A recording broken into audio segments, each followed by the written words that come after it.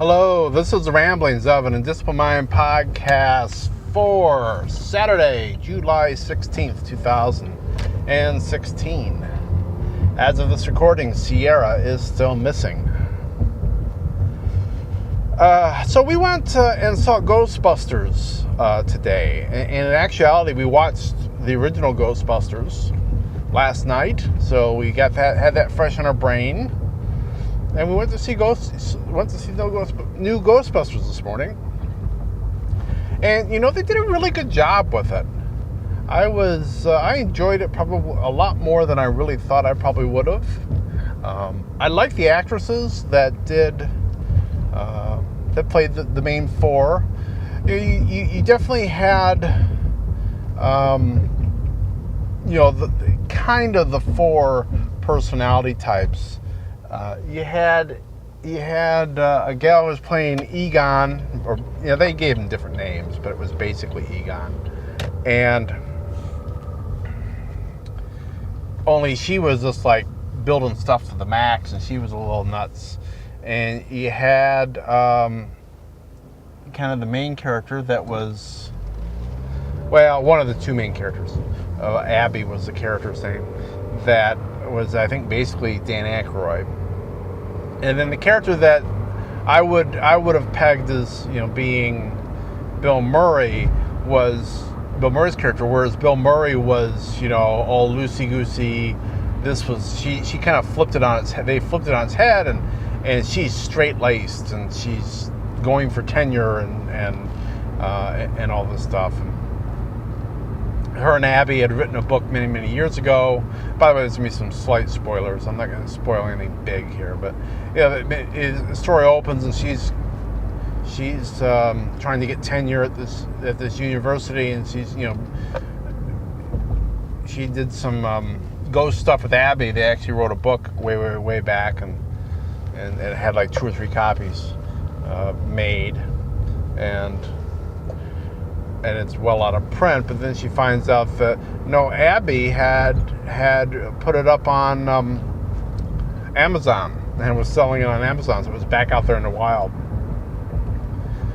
And then of course, the school kind of catches wind of it, and she loses her tenure position and all this stuff. But so it kind of basically follows the plot line of the original Ghostbusters. They did do some new and interesting things with it. They totally gender swapped it. Chris Hemsworth, I believe is how you pronounce his last name, otherwise known as Thor.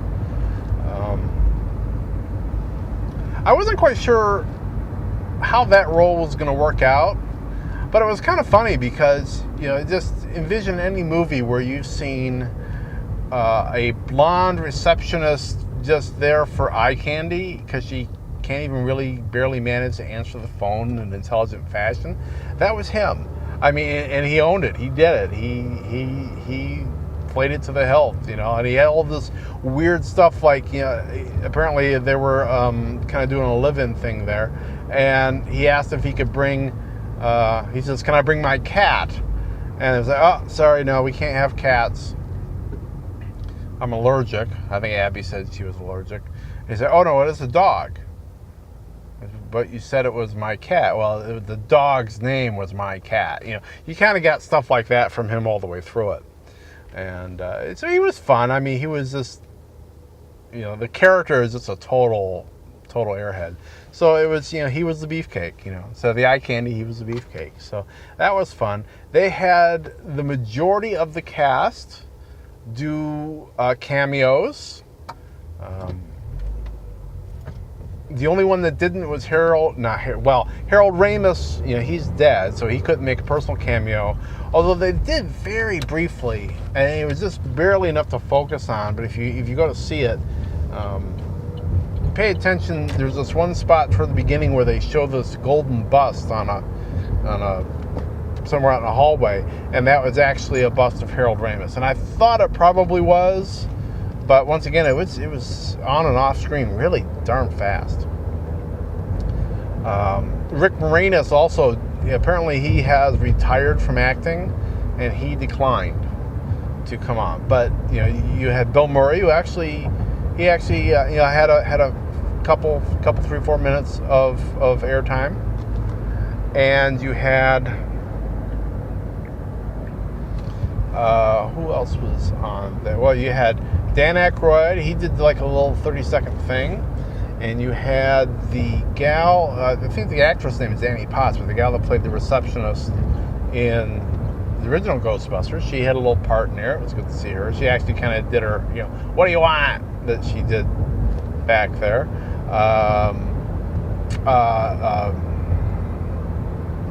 The guy who played Winston, I forget his name.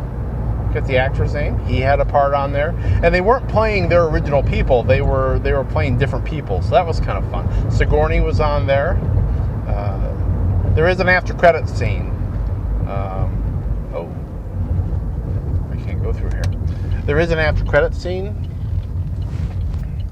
and Sigourney appears in that. So, all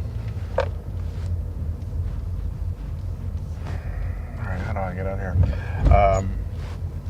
But yeah, I mean, it followed the basic outline, in that there's some major psychic thing going on, and they have to stop it, and they kind of fall into ghostbusting as a way to make money, because their academic stuff changes. Their academic status changes. So I guess it kind of follows the same path, but then they did a lot of different things with it. They had I think her last name was Holtzman, the gal that was kind of like the Egon, but she was really kind of more the mad scientist building all this stuff.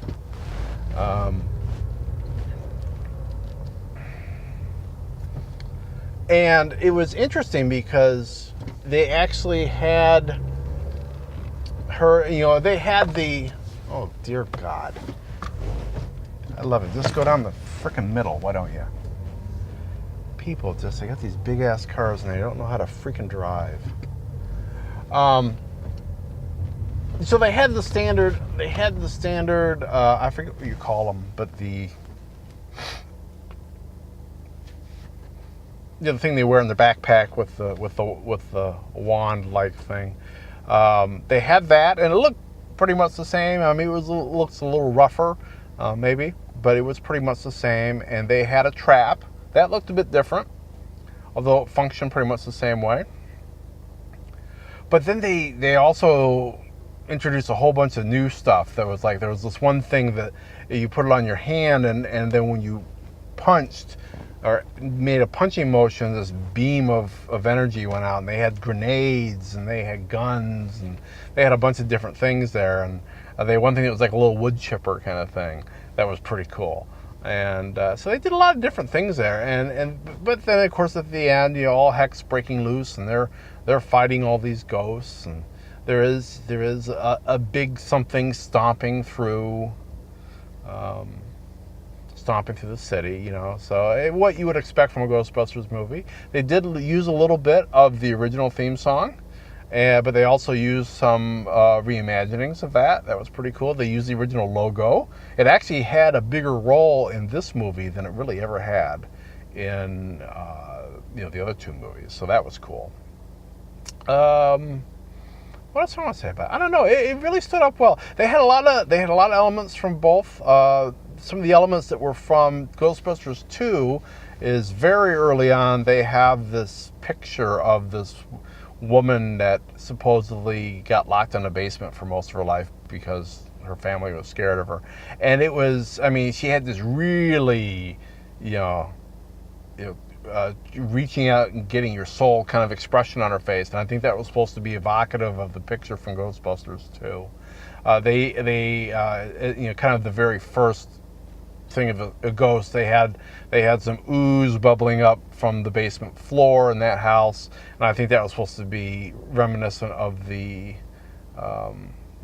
ooze, we want to call that stuff, that was in Ghostbusters 2 as well. And there was another one that Jelaine spotted too. So it was fun. It was fun. I was glad we went and saw it in the theater. I thought the effects were really well done.